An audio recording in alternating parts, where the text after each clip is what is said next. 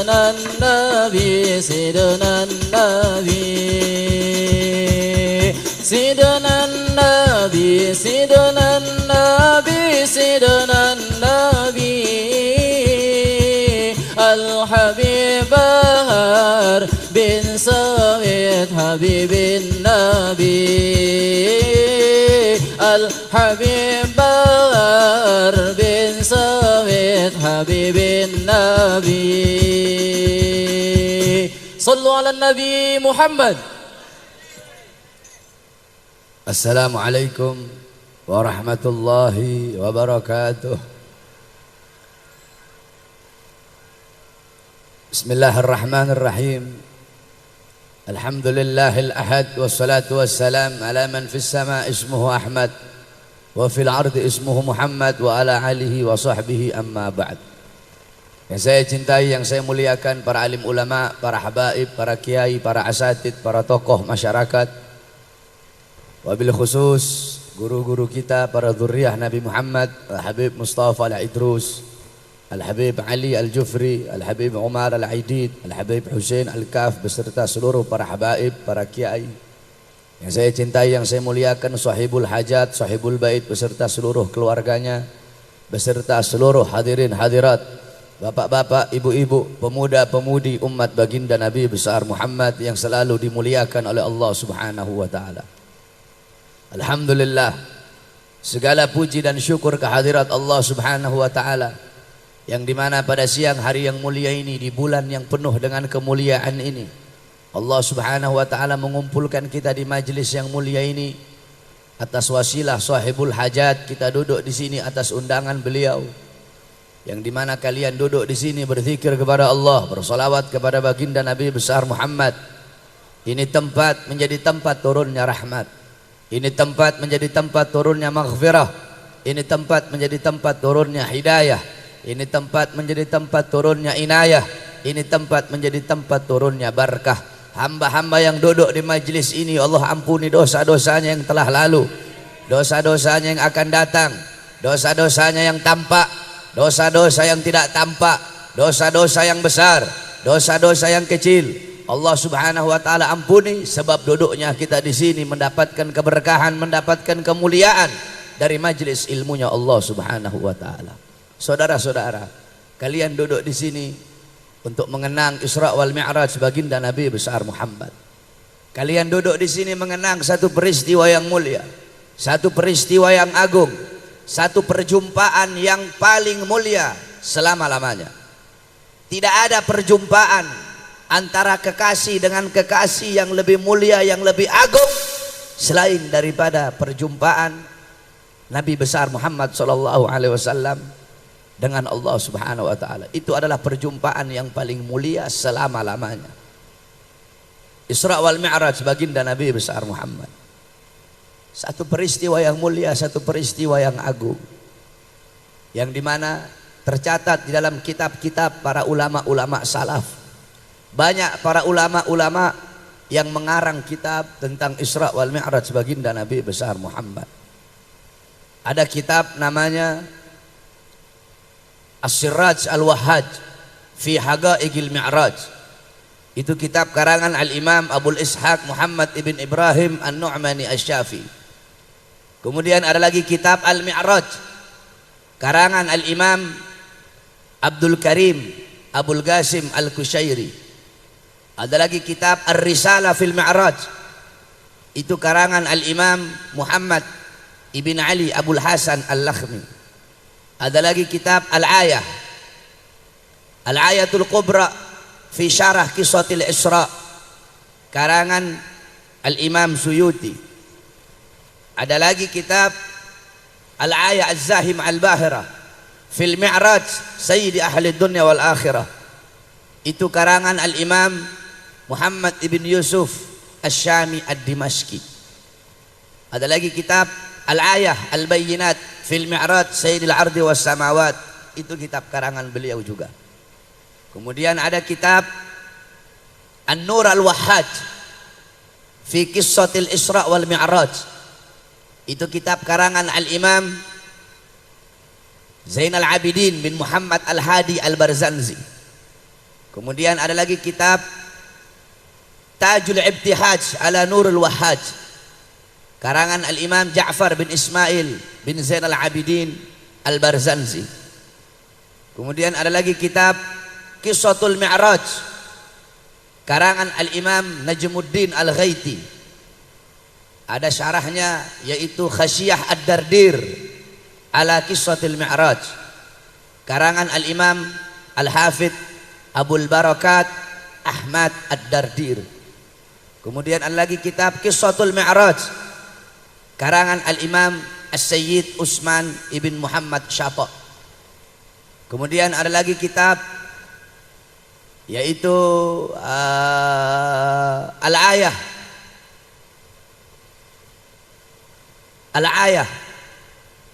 fi Qissatil Isra wal Mi'raj. Banyak kitab-kitab salaf yang menjelaskan tentang Isra wal Mi'raj baginda Nabi besar Muhammad. Pada kesempatan yang mulia ini akan saya bawakan sedikit kisah-kisah Isra wal Mi'raj yang dimana bersandarkan kepada kitab-kitab para ulama salaf tersebut.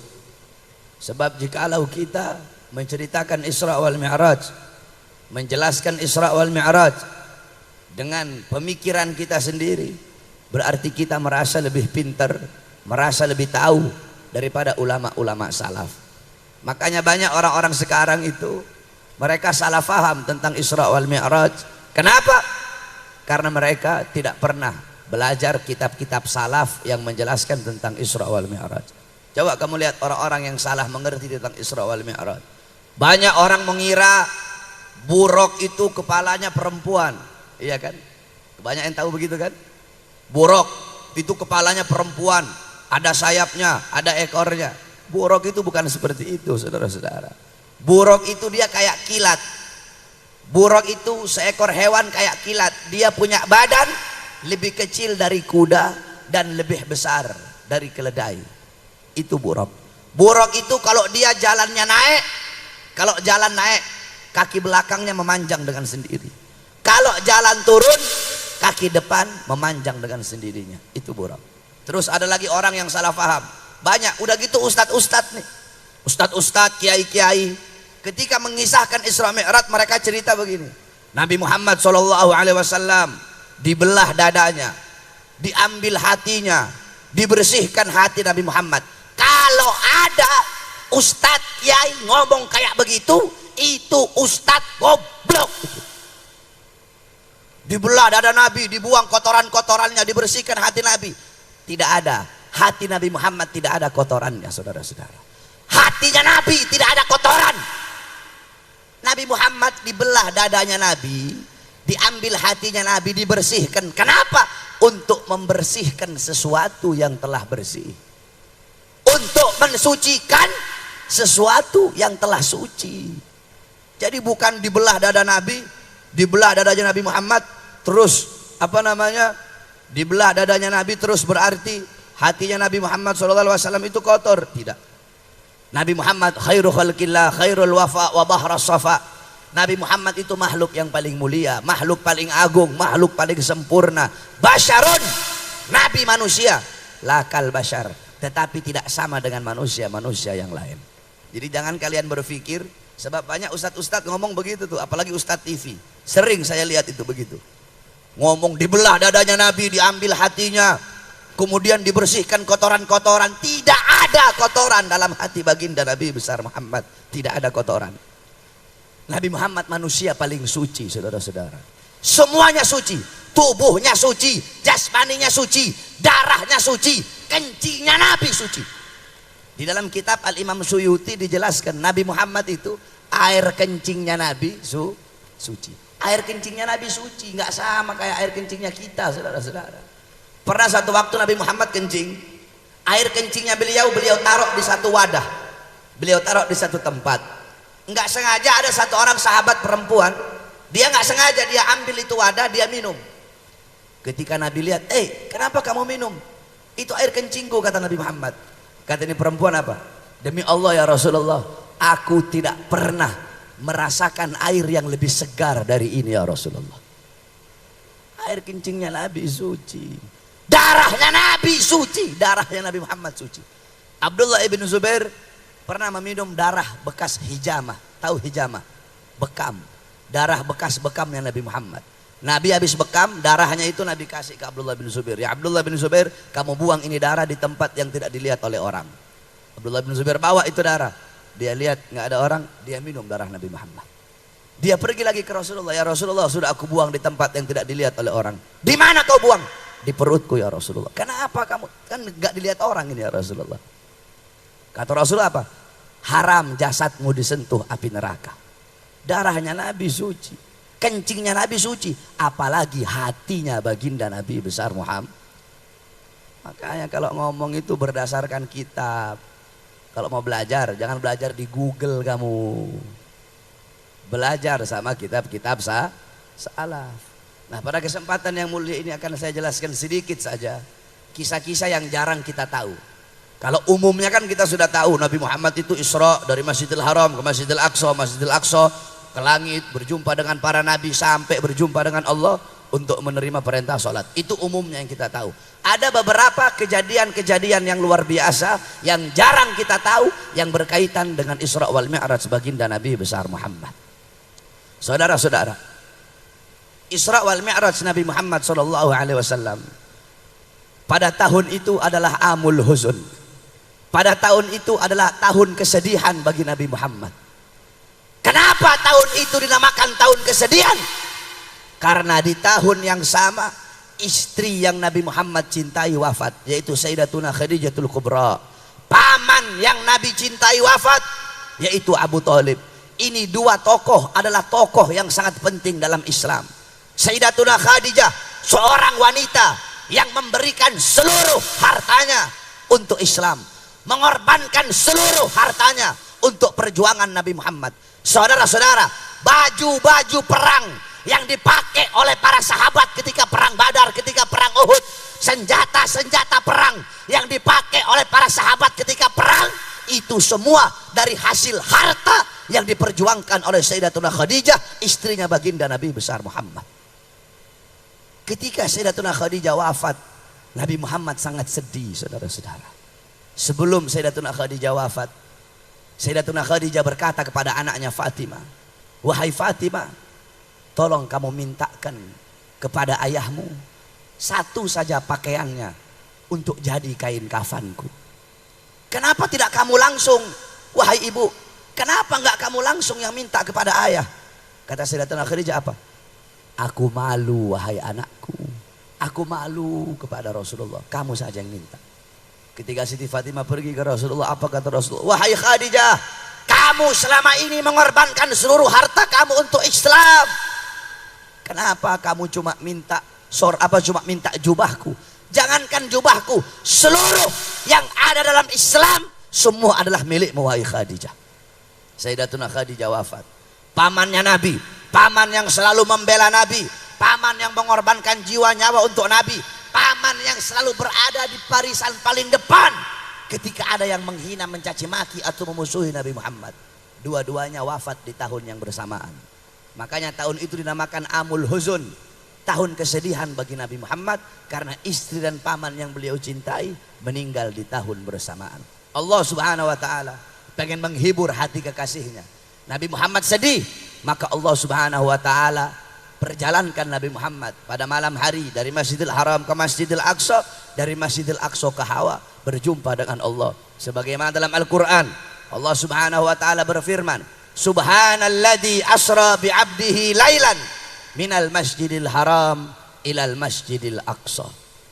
Subhana. Nah, ini coba ibu-ibu, bapak-bapak dengarkan betul-betul. Saya tafsirkan sedikit sebagaimana yang dijelaskan dalam kitab tentang makna subhana, makna asra, makna lailan, makna bi'abdihi dan lain-lain. Anggap saya nggak ceramah, anggap ini lagi saya buka kitab, anggap saya lagi nggak ceramah, anggap lagi buka kitab. Subhana. Para ulama mengatakan apa itu subhana? Subhana dalam ayat tersebut bimakna tanzih. Itu pertama. Kedua, subhana bimakna ta'ajjub. Itu kedua. Ketiga, subhana bimakna al-bara'ah.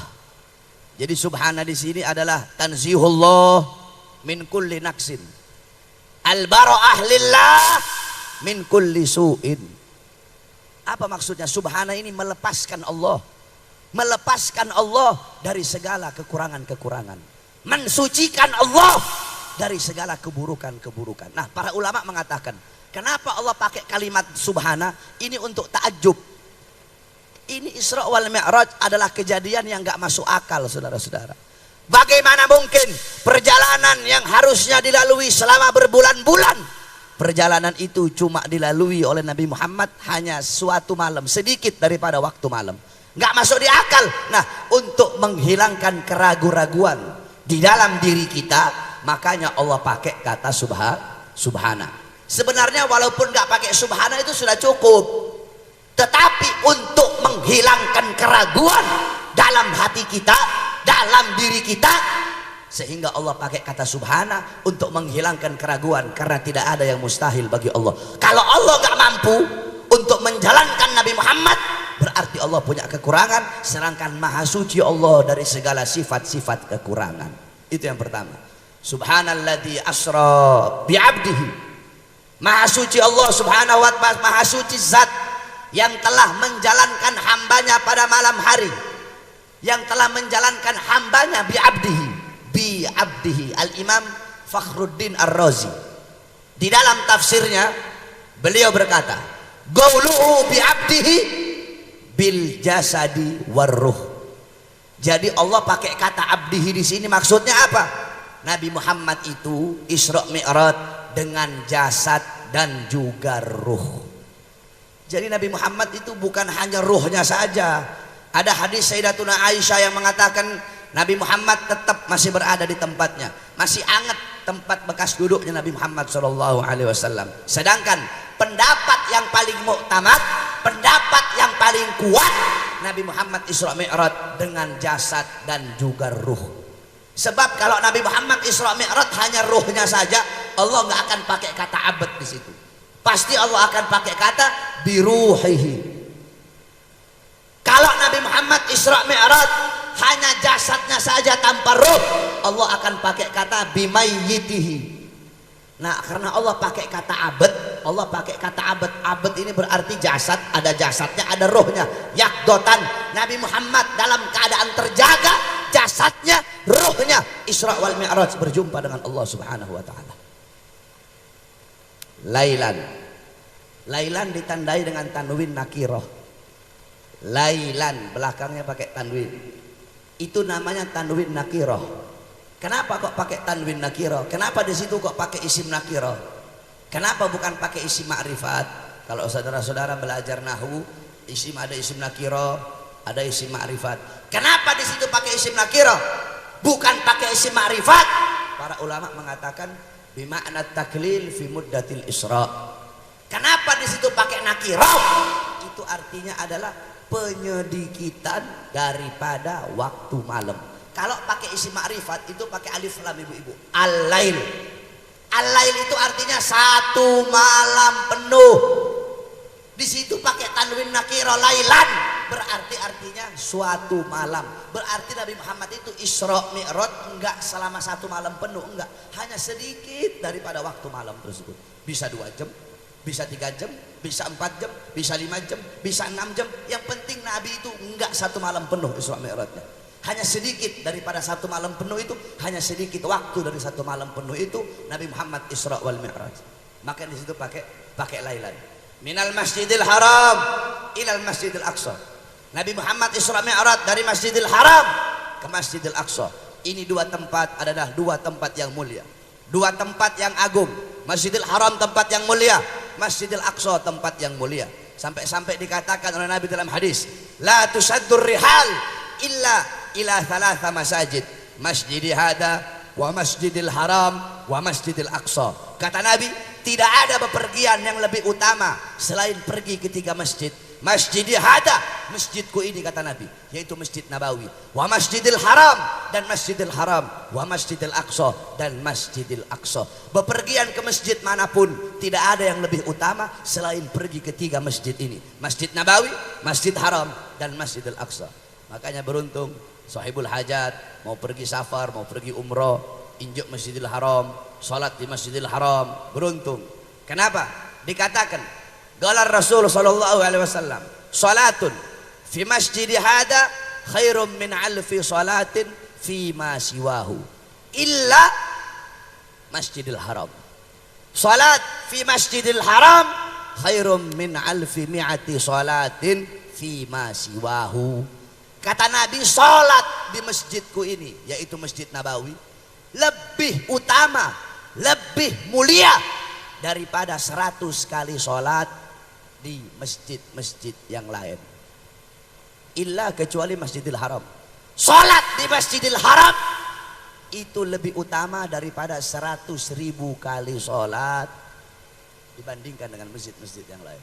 Jadi 1 rakaat kalian salat di Masjidil Haram itu lebih utama daripada 100.000 rakaat dibandingkan dengan masjid yang lain. Kamu salat di masjid yang lain, salat duhur 1 kali di Masjidil Haram, salat duhur 1 kali di Masjidil Haram, itu lebih mulia, lebih utama, lebih baik daripada 100.000 kali duhur di masjid-masjid yang lain. Itu keutamaan yang ada di Masjidil Haram, keutamaan yang ada di Masjid Nabawi, dan keutamaan yang ada di Masjidil Aqsa. Saudara-saudara, Nabi Muhammad SAW, beliau nggak pernah minta, ya Allah, aku pengen berjumpa denganmu, aku pengen melihat zatmu, tidak. Nabi Musa ngomong, ya Allah, aku ingin melihat cahayamu, aku ingin melihat zatmu, aku ingin berjumpa denganmu ketika di atas Tur Sina. Kata Allah, wahai Musa, kau tidak akan sanggup, kau tidak akan kuat melihat cahayaku. Ketahuilah, antara diriku dengan hamba-hambaku ditutupi dengan 70.000 hijab, 70.000 penghalang yang menutupi antara diriku dengan hamba-hambaku. Ada Imam Ghazali menjelaskan, penghalang Allah ciptakan dari cahaya, dari air, dan dari kegelapan. Di dalam penghalang Allah itu ada suara gemuruh air. Andaikan saya dan kalian Allah perdengarkan, andaikan telinga kita bisa dengar suara air yang ada dalam penghalangnya Allah, saking ketakutan hatinya kita bakal copot dari badan, saudara-saudara. Kata Allah apa?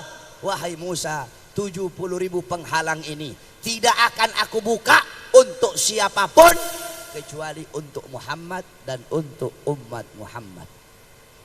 Apa kata Nabi Musa? Ya Allah, aku tidak bisa jadi Muhammad, maka jadikanlah aku bagian daripada umat Muhammad. Nabi Musa enggak bisa ketemu dengan Allah. Tetapi Nabi Muhammad, Nabi enggak pernah bilang, ya Allah, aku ingin melihatmu, aku ingin berjumpa denganmu, tidak. Tapi Allah yang pengen berjumpa dengan baginda Nabi besar Muhammad. Allah yang pengen melihat langsung Nabi Muhammad sallallahu alaihi wasallam. Nabi Musa enggak bisa ketemu Allah. Malaikat Jibril enggak bisa ketemu dengan Allah Subhanahu wa taala. Tetapi Nabi Muhammad, jasadnya, ruhnya, bahkan sendalnya berjumpa dengan Allah Subhanahu wa taala. Sendalnya Nabi ketemu dengan Allah. Sampai-sampai ulama bilang, siapa yang lebih mulia? Jibril atau sendalnya Nabi yang lebih mulia? Jibril nggak bisa ketemu langsung dengan Nabi Muhammad. Nabi Muhammad sendalnya ketemu dengan Allah Subhanahu wa taala.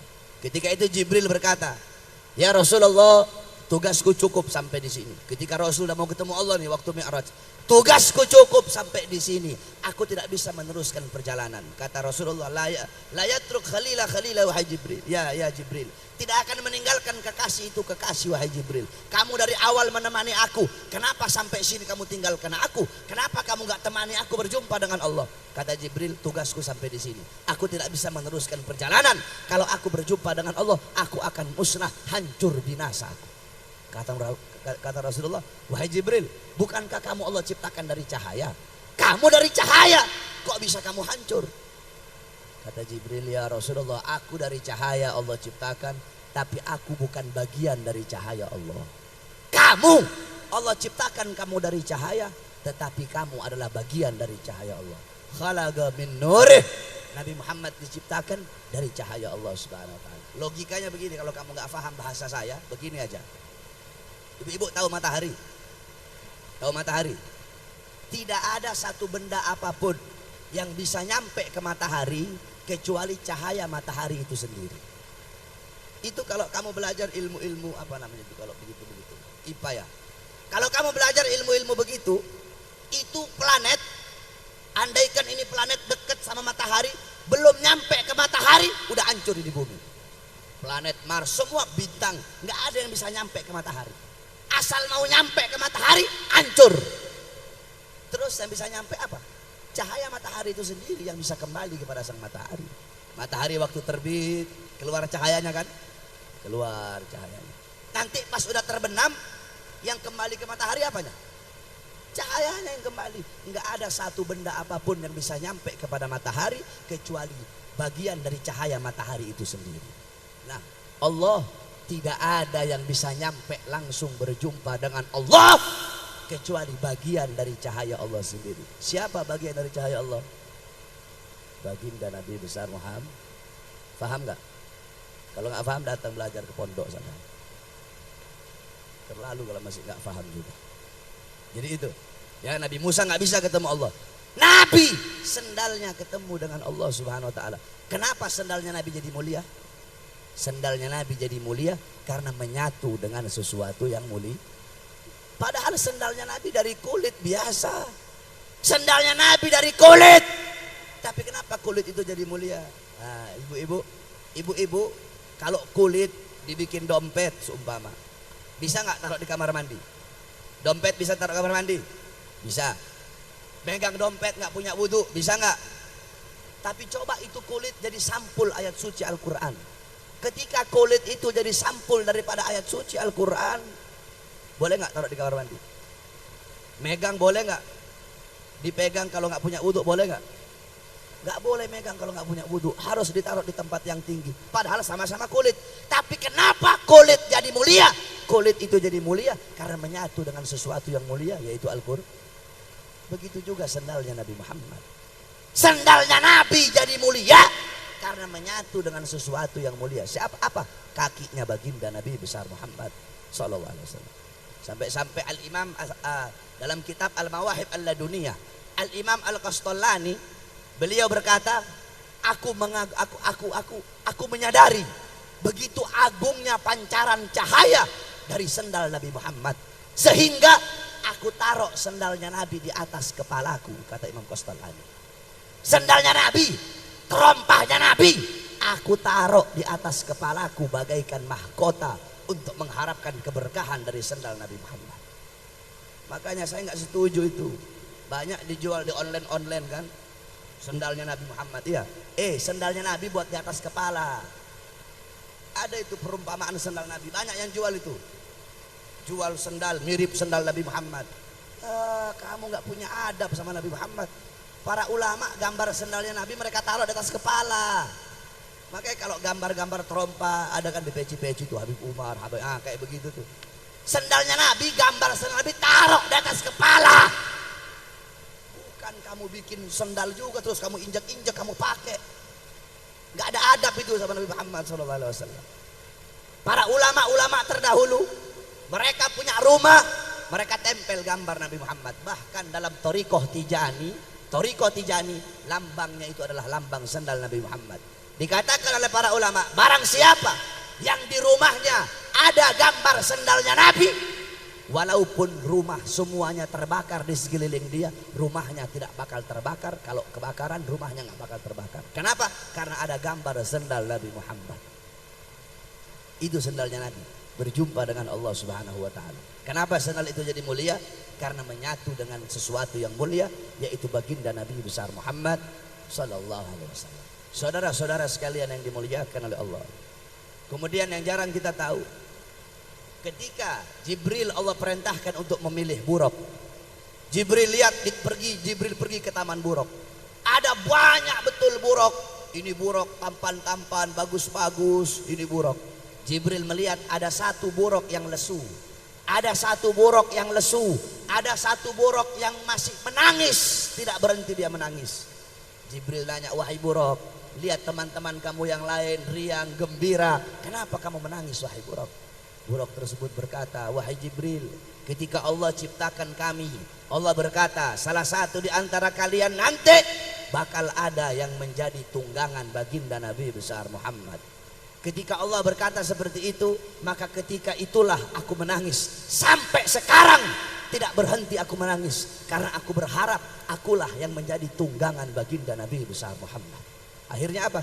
Jibril memilih buraq tersebut sebagai kendaraan baginda Nabi besar Muhammad sallallahu alaihi wasallam. Itu yang keberapa? Terus selanjutnya yang jarang kita tahu, dalam kitab dijelaskan bahwasanya Nabi Muhammad sallallahu alaihi wasallam ketika beliau Mi'raj naik ke langit, ketika itu saudara-saudara, semua malaikat berdiri.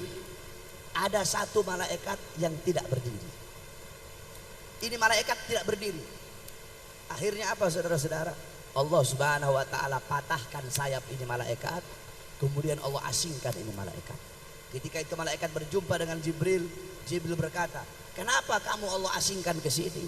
Kenapa kamu punya sayap-sayap patah?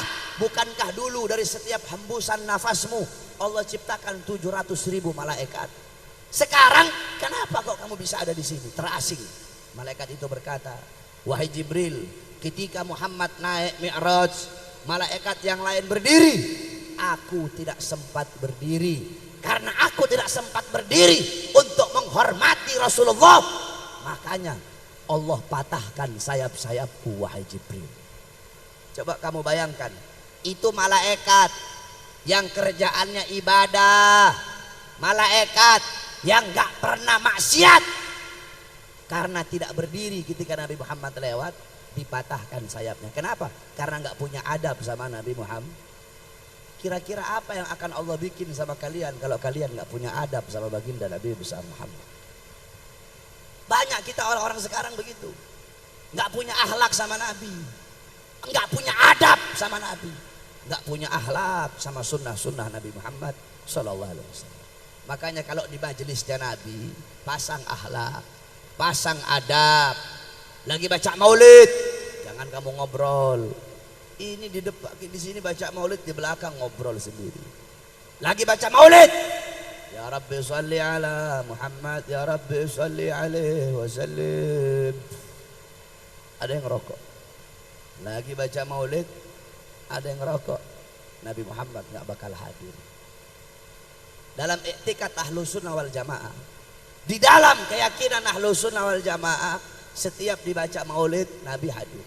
Makanya kan ada namanya mahallul qiyam. Ya, kita berdiri. Ya Nabi salam alaika. Kenapa? Karena kita yakin Nabi Muhammad SAW hadir ketika dibacakan maulid. Makanya kita berdiri untuk menyambut Nabi Muhammad. Loh Beb, mana Nabi? Enggak kelihatan Beb, Nabi Muhammad mana enggak kelihatan. Bagaimana kau bisa lihat Nabi? Kamu punya mata sering mandang cabe-cabean. Kamu punya mata pagi, siang, sore, malam memandang aurat. Kedua matamu sering memandang hal-hal yang Allah haramkan. Bagaimana kau bisa melihat Nabi Muhammad? Kamu tidak bisa melihat Nabi, tapi yakini Nabi Muhammad melihat kalian. Yakini Nabi Muhammad melihat kamu, walaupun kamu tidak bisa melihat Nabi Muhammad. Makanya kita berdiri. Tetapi kata Abu Ya Maliki dalam kitabnya, bisa juga walaupun kamu baca maulid, Nabi nggak hadir. Kenapa? Kalau di dalam peringatan itu, di dalam pembacaan maulid itu ada perkara-perkara yang dibenci oleh Nabi Muhammad, Nabi nggak bakal hadir. Contoh, baca maulid ada ikhtilat. Tahu ikhtilat? Nggak tahu. Ikhtilat itu bercampur laki dan perempuan tanpa pemisah. Itu namanya ikhtilat. Nabi nggak bakal hadir. Kamu baca maulid ribuan kali kayak Nabi nggak bakal hadir. Kayak gini nih. Ini ikhtilat namanya nih. Jadi besok-besok bikin pakai kain kecil, pisahin begitu. Laki-laki di sini, perempuan di belakang. Nabi nggak bakal hadir. Ikhtilat. Nabi nggak bakal hadir kecuali uzur syar'i. Kayak 411, 212 lagi baca maulid tuh, 212 baca maulid kan banyak tuh. Jutaan orang udah nggak bisa diatur kecuali seperti itu. Itu uzur syar'i namanya. Tapi kalau masih bisa diatur kayak begini, atur laki-laki perempuan agar Nabi Muhammad hadir. Itu pertama, ikhtilat. Nabi nggak bakal hadir. Kedua, lagi baca maulid. Ya Rabbi sholli ala Muhammad waftah minal khairi kulla mughlaq. Ada yang ngerokok. Lagi baca maulid di tengah-tengah ada yang ngerokok. Nabi nggak bakal hadir. Jangankan ngerokok, bawa rokok, Nabi nggak hadir. Apalagi ngerokok. Dalam kitab An-Nafahat As-Sadiyah ila Daril Hadramiyah diceritakan Al-Habib Ali bin Muhammad Al-Habsyi. Habib Ali, beliau ketika itu Habib Ali melihat Nabi Muhammad ini mau masuk ke rumah satu orang. Tapi Nabi Muhammad mau masuk nggak jadi ketika ditarim. Habib Ali nanya, ya Rasulullah, tadi aku lihat kamu mau masuk ke rumah itu orang, tapi nggak jadi kamu keluar lagi. Kenapa ya Rasulullah? Kata Rasul, aku mau masuk ke rumah itu orang karena di rumah itu sedang dibacakan maulid. Tapi aku nggak jadi masuk karena di situ ada yang bawa tembakau. Cuma bawa tembakau. Nabi nggak hadir. Apalagi monyong kamu ngerokok. Tambah nggak hadir Nabi Muhammad. Makanya kalau mau hadir maulid, rokoknya singkirin dulu, taruh di luar. Duduk kamu, sterilkan dulu dari rokok, baru baca maulid. Atau enggak kalau mau ngerokok, masuk dalam rumah. Masuk dalam rumah, cari tempat, jangan gabung bareng-bareng sama orang yang baca maulid. Jangan hanya gara-gara satu congoran orang yang ngerokok, Nabi enggak hadir. Ingat, makanya nih Habib Mustafa Al-Idrus pasang wangi-wangian nih. Kenapa Habib Mustafa pasang wangi-wangian? Sohibul Hajat pasang wangi-wangian? Karena Nabi suka yang wangi. Ini udah dipasang begini-begini, ada satu congor ngerokok, Nabi ya nggak bakal hadir. Itu nggak punya adab sama Nabi Muhammad itu. Malaikat nggak punya adab sama Nabi, dipatahin sayapnya. Udah gitu banyak juga ustadz-ustadz ngerokok di masjid, aja di sini. Ada ustadz ngerokok di masjid di sini Asbak. Kalau ada ustadz ngerokok masjid, kiai ngerokok masjid, habib ngerokok masjid, goblok semua itu. Masjid tempat sholat, bukan tempat ngerokok. Haram, gak boleh ngerokok di masjid. Coba mana ada? Cari kalau ada satupun kitab yang menghalalkan ngerokok di masjid. Tidak ada. Tidak ada satu kitab pun yang membolehkan ngerokok dalam masjid. Al-Imam Sufyan Ats-Tsauri, tahu Ats-Tsaur? Tahu kamu Ats-Tsaur itu apa artinya? Ats-Tsaur itu lakofnya beliau, gelarnya beliau Ats-Tsaur. Ats-Tsauri. Nisbatnya apa? Penyandaran nama Ats-Tsaur. Ats-Tsaur itu artinya banteng, kebo. Kenapa dipanggil Ats-Tsaur? Beliau pernah masuk masjid mendahulukan kaki kiri. Harusnya kan adabnya, sunnahnya mendahulukan kaki kanan. Beliau mendahulukan kaki kiri. Tiba-tiba ditegur, terdengar suara dari langit. Ya Tsaur qaddimul yumna. Hei banteng, hei kebo, dahulukan kaki kananmu. Lihat, Imam Sufyan Ats-Tsauri nggak punya adab sama masjid, ditegur. Apalagi congoran-congoran kayak kita gitu. Nggak boleh, haram merokok dalam masjid, haram. Kamu tahu haram itu ada dua. Ada haram li dzatihi, ada haram li hukmihi. Ada haram karena zat, ada haram karena hukum. Haram karena zat, anjing, babi, itu zatnya memang haram itu. Khomer, kecuali idza takhalalat binafsiha, kecuali kalau itu khomer berubah sendiri jadi cuka. Selama dia masih khomer, ketika itu haram. Zatnya haram, najis. Itu haram. Ada haram li hukmihi, zatnya halal. Ini Pocari Sweat, zatnya halal. Tapi hukum meminumnya bisa jadi haram. Kok bisa? Kalau ini Pocari didapatkan dari mencuri. Kamu ke warung, kamu curi Pocari Sweat, zatnya halal, tapi zatnya suci, tetapi hukum kamu meminumnya haram. Kenapa? Karena didapatkan dari cara yang haram. Nah begitu juga rokok. Rokok ulama berbeda pendapat. Ada yang bilang haram, ada yang bilang makruh. Ya kita ambil makruh aja lah, karena saya juga ngerokok. Saya kan ngerokok. Kita ambil makruh. Kenapa rokok makruh? Rokok makruh karena bikin bau mulut. Sama kayak bawang merah, bawang putih, itu makruh. Jengkol, enak banget itu. Pete, itu makruh. Karena ibu-ibu masuk masjid, ibu-ibu nih, bapak-bapak, kamu habis makan bawang putih, mulut kamu bau bawang, masuk masjid, itu hukumnya makruh. Habis makan bawang, habis makan jengkol, mulut kamu bau, masuk masjid, itu hukumnya makruh. Jadi itu kita ambil hukum rokok makruh aja. Tetapi rokok yang makruh hukumnya bisa berubah menjadi apa yang mengharamkan? 3: waktu, tempat, keadaan. Waget, mahal, hal. Waktu yang mengharamkan, lagi maulid, lagi baca maulid, waktu baca maulid, rokok, haram. Itu pertama. Kedua, tempat. Kamu ngerokok di masjid, masjid ini tempat yang mulia, masjid tempat yang agung. Ngerokok dalam masjid, haram. Itu tempat mengharamkan. Ketiga, keadaan. Kamu lagi ngerokok, di samping ada ibu-ibu bawa bayi. Dengan kamu ngerokok mengganggu dia, mengganggu bayinya. Pada saat itu, dalam keadaan seperti itu, rokok hukumnya berubah menjadi Jadi pasang akhlak, pasang adab yang baik di majelis Nabi Muhammad. Kenapa? Malaikat saja nggak punya adab. Ketika Nabi Isra Mi'raj dipatahin sayapnya, apalagi kita. Intisari Isra Mi'raj. Intinya Nabi Muhammad Isra wal Mi'raj, berjumpa dengan Allah, berjumpa dengan Azizul Wahhab bila hijab, untuk menerima satu perintah yang mulia, satu perintah yang agung, satu perintah yang luar biasa, yaitu sholat. Ketika Allah perintahkan zakat, cukup melalui Al-Quran. Allah perintahkan haji, cukup melalui Al-Quran. Allah perintahkan jihad, cukup melalui Al-Quran. Allah perintahkan puasa, cukup melalui Al-Quran. Allah perintahkan segala macam, cukup lewat Al-Quran. Tetapi ketika Allah perintahkan sholat, tidak cukup melalui Quran. Allah undang langsung Nabi Muhammad untuk menerima itu perintah yang mulia. Sama kayak begini, seumpama saya mau suruh Arif, cukup lewat telepon, Rip ente begini-begini, Rip ente pergi ke Habib Umar Al-Aidid, Rip ente pergi ke pasar burung beli burung, Rip ente begini. Tapi ketika Arif mau menerima satu perintah yang penting, nggak cuma cukup lewat telepon, Rip ente datang sekarang ke pondok, penting. Begitu Allah Subhanahu wa taala, ketika Allah perintahkan ini itu cukup, bukan berarti nggak penting, penting juga. Tetapi yang paling penting dari seluruh amal ibadah itu adalah sholat. As-sholat ra'sul ibadah. Sholat itu adalah kepalanya ibadah, pangkalnya ibadah, otaknya ibadah.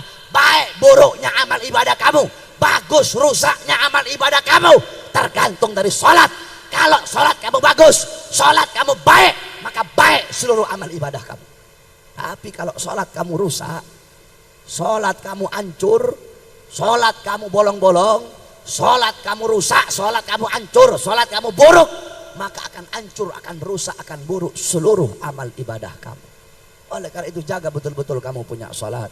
Jangan sampai kamu lalai dalam sholatmu. Jaga betul-betul kamu punya sholat. Rasulullah sebelum wafat masih sempat wasiat, alaikum bisalah, alaikum bisalah. Nabi masih wasiat seperti itu. Nabi Muhammad, jangankan saya dan kalian, jangankan kita, saya ahli maksiat, kamu juga ahli maksiat. Saya dan kalian, kita sama-sama ahli maksiat. Gak usah munafik-munafikan. Saya ahli maksiat, kamu juga ahli maksiat. Jangankan kita yang ahli maksiat, Nabi Muhammad pasti masuk surga. Bukan hanya pasti, tapi surga Allah ciptakan untuk Nabi Muhammad. Surga Allah ciptakan untuk Nabi. Apakah Nabi enak-enakan? Alah, nggak usah sholat, saya pasti masuk surga. Nggak usah puasa, ngapain capek-capek, toh saya pasti masuk surga. Apakah Nabi seperti itu? Enggak. Justru Nabi yang paling banyak sholatnya, padahal Nabi dijamin surganya. Padahal Nabi maksum, tapi Nabi sholat sampai kakinya bengkak. Saya dan kalian, kita siapa? Hah? Kamu dijamin masuk surga? Kenapa kamu lalai sholat kamu? Saya dan kamu, kita pasti masuk surga. Kok kita masih lalai dalam sholat? Takut kamu kepada Allah Subhanahu wa ta'ala. Jaga engkau punya sholat. Jangan sampai engkau lalai dari sholat. Jangankan lalai, jangankan kamu ninggalin sholat, telat saja. Telat. Al-Habib Umar bin Abdurrahman Al-Attas, Habib Umar satu waktu beliau punya anak wafat. Kamu perhatikan betul-betul ini kisah. Habib Umar anaknya wafat. Ketika anaknya Habib Umar wafat, datang orang-orang takziah. Orang-orang datang takziah. Kata Habib Umar apa? Sungguh bagi kalian musibah agama adalah musibah yang enteng. Kata Habib Umar, musibah agama bagi kalian adalah musibah yang enteng. Bagiku, kata Habib Umar, terlambat sholat jamaah. Perhatikan kata beliau, terlambat sholat jamaah bagiku itu lebih musibah daripada kematian anak-anakku. Ibu-ibu kalau anaknya mati sedih nggak? Nangis. Iya. Nah, Habib Umar anaknya mati, anaknya wafat, sedih beliau, nangis beliau. Tapi kata beliau apa? Terlambat sholat jamaah itu lebih musibah daripada kematian anak-anakku. Kenapa? Ketika anakku mati, itu adalah musibah dunia. Sedangkan terlambat sholat adalah musibah agama. Itu cuma telat, itu musibah agama. Bagaimana jika lo meninggalkan sholat dengan sengaja? Makmurkan kamu punya masjid dengan sholat. Makmurkan kamu punya masjid dengan sujud, dengan memperbanyak aurat. Jaga betul-betul kamu punya sholat. Jangan sampai kamu tinggalkan itu kamu punya sholat. Ada satu kisah. Ada seekor sapi. Itu sapi berkata seperti ini. Ya Allah, aku punya daging besar. Aku punya daging banyak. Setidaknya aku masih lebih mulia daripada seekor kambing. Kata kambing, ya Allah, biar aku lebih kecil dari sapi, tapi dagingku bisa dimakan. Idul Adha aku dipotong. Setidaknya aku masih lebih mulia daripada seekor ayam. Apa kata ayam? Ya Allah, walaupun aku lebih kecil dari kambing, tetapi badanku juga bisa dimakan, telurku bisa dimakan, sehat untuk orang, subuh aku bangunkan orang-orang sholat. Setidaknya aku masih lebih mulia daripada seekor anjing. Apa kata anjing? Ya Allah, memang saya ini gak bisa dimakan ya Allah. Saya najis, gak bisa dimakan, haram dimakan. Tetapi ya Allah, saya masih bermanfaat. Saya jaga rumahnya orang. Saya jaga rumah-rumahnya orang dari maling, dari kejahatan, dari gangguan, dari keburukan. Setidaknya saya masih lebih mulia daripada seekor babi. Apa kata babi? Ya memang saya ini syarat dabah. Saya binatang paling buruk. Binatang paling hancur saya, kata babi. Babi makan kotorannya sendiri. Bapak babi zina sama anak perempuan babi. Ibu babi zina sama anak laki-laki babi. Pokoknya binatang paling buruk sudah itu babi. Tapi kata babi apa? Tetapi aku masih punya iman kepada Allah Subhanahu wa ta'ala. Setidaknya aku masih lebih mulia daripada orang-orang yang meninggalkan sholat 5 waktu dengan sengaja. Kalau kalian sengaja meninggalkan sholat 5 waktu, bukan babi kalian, bukan. Tapi kalian lebih babi dari babi. Kalau saya dan kalian, kita meninggalkan sholat 5 waktu sengaja, berarti kita lebih babi dari babi. Gak ada beda kamu sama Ahok kalau kamu gak sholat. Ahok sholat gak Ahok? Ahok sholat gak? Berarti kan babi. Nah kalau kamu gak sholat sama kamu babi-babi juga. Yang membedakan kita dengan orang kafir apa? Sholat. Makanya jaga betul-betul kamu punya sholat. Jaga kamu punya sholat. Ini Rajab adalah bulan yang dimana Nabi Muhammad mendapatkan perintah sholat. Jaga kamu punya sholat. Kemudian yang terakhir di bulan Rajab yang mulia ini. Ini adalah syahrullah, syahrul istighfar. Bulannya Allah, bulan istighfar. Perbanyak kamu minta ampun kepada Allah Subhanahu wa ta'ala. Mumpung kamu berada di bulan yang mulia ini. Jangan kamu sia-siakan ini bulan yang penuh dengan kemuliaan. Perbanyak minta ampun kepada Allah Subhanahu wa ta'ala. Di bulan-bulan yang lain banyak pengampunan Allah. Tetapi di bulan Rajab pengampunan Allah lebih luas, lebih banyak, lebih besar daripada bulan-bulan yang lain. Gunakan ini bulan Rajab, hidupkan pagi, siang, sore, malamnya untuk memperbanyak ibadah kepada Allah, memperbanyak puasa sunnah. Dalam kitabnya Imam Ghazali mengatakan, di sorga itu ada satu buah sungai yang dimana sungai itu lebih manis dari madu, lebih putih dari susu. Itu Allah persiapkan bagi orang yang berpuasa di bulan Rajab, walaupun hanya 1 hari puasa sunnah. Itu Allah persiapkan baginya kelak di akhirat, yaitu sungai yang lebih putih dari susu dan lebih manis daripada madu. Kemudian kepada sahibul hajat, nanti sahibul hajat mau pergi umrah, kita doakan semoga Allah berikan keselamatan, Allah Subhanahu wa ta'ala berikan kesejahteraan, pergi selamat, pulang selamat dalam keadaan sehat walafiat, mendapatkan keberkahan. Pulang dari sana dapat berkah. Apa itu berkah? Nah, ini banyak orang salah nih. Orang nafsirin berkah salah. Dikiranya kalau gaji naik berkah. Bukan itu. Dapat bini 2 berkah. Bukan itu. Dapat anak tampan berkah. Bukan itu. Dapat mobil baru berkah. Bukan itu barokah. Mau tahu barokah itu apa ibu-ibu? Al barokah tuzidukum fit ta'ah. Itu namanya barokah adalah bertambahnya ketaatan kamu kepada Allah Subhanahu wa ta'ala. Orang seumpama nih sahibul bait sekarang, sholatnya bolong-bolong. Ya. Pergi umroh, pulang dari sana, lagi sholat, berarti dapat berkah. Si Ali nih, yang berdiri itu. Si Ali sholat subuh siangan mulu. Pergi umroh, pergi Masjidil Haram, ziarah ke makam Nabi. Pulang dari umroh tetap kesiangan, nggak dapat berkah berarti. Kenapa? Sebab tidak bertambah ketaatannya. Jadi barokah itu bukan bertambah harta, tetapi bertambah ketaatan kepada Allah Subhanahu wa taala. Ya, di sana itu tempat mulia, ada namanya Padang Arafah. Ibu-ibu tahu Padang Arafah ini? Ada satu cerita ibu-ibu. Namanya ada satu orang soleh namanya Abdullah ibn Mubarak. Ini Ibn Mubarak dia 33 kali wukuf di Padang Arafah. 33 kali wukuf di Padang Arafah. Nah ketika dia wukuf yang ke-33 dia tertidur. Tapi sebelumnya dia udah niat.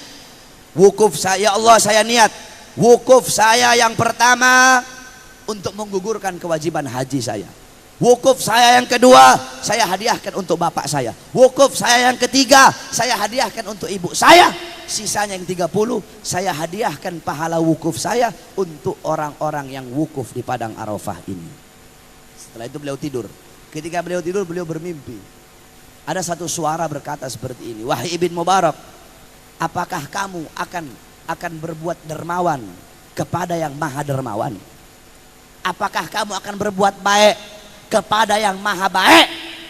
Ketahuilah wahai Ibn Mubarak, dosa-dosa orang yang wukuf di Padang Arafah telah aku ampuni 70.000 tahun sebelum aku ciptakan ini Padang Arafah. Jadi kamu nggak usah niatkan pahala kamu untuk orang-orang yang wukuf di sini. Orang semua yang wukuf di sini sudah aku ampuni dosanya dari 70.000 tahun sebelum aku ciptakan ini wukuf. Ini Padang Arafah. Jadi kalau ada orang-orang yang nggak mau haji, ada orang-orang yang nggak mau umroh, bukan mereka yang nggak mau haji, bukan mereka yang nggak mau umroh, bukan. Tetapi Mekah, Masjidil Haram, Masjid Nabawi, Padang Arafah nggak mau diinjek sama congoran kayak begitu. Jadi jangan kamu pikir berapa banyak orang-orang kaya, iya kan? Bisa saja mereka umroh, bisa saja mereka haji. Tapi kenapa mereka nggak mau? Bukan mereka nggak mau. Kenapa mereka nggak haji? Bukan mereka nggak mau haji. Kenapa mereka nggak umroh? Bukan mereka nggak mau umroh. Tetapi Mekah, Madinah, tempat-tempat mulia itu nggak mau diinjek sama orang-orang bangsat kayak begitu. Jadi jangan kamu kira mereka yang nggak mau. Tadi aja coba kamu lihat itu. Kata Allah apa? 70.000 tahun sebelum aku ciptakan Padang Arafah telah aku ampuni dosa-dosa orang yang wukuf di Padang Arafah. Oleh karena itu semoga Allah Subhanahu wa taala permudah langkahan kaki kita agar bisa menginjak haramain, dua tanah haram yaitu Makkah dan Madinah. Insyaallah Allah luaskan rezeki kita. Allah Subhanahu wa taala mudahkan langkahan kaki kita dalam ketaatan, dalam kebaikan kepada Allah Subhanahu wa taala. Semoga kita doakan para guru-guru kita, para habaib. Semoga Allah panjangkan umur beliau, Allah sehatkan jasmani dan ruhani beliau. Allah Subhanahu wa taala angkat segala macam penyakit-penyakit beliau. Allah Subhanahu wa taala berikan kepada kita manfaat dari ilmu-ilmu beliau. Amin amin ya rabbal alamin.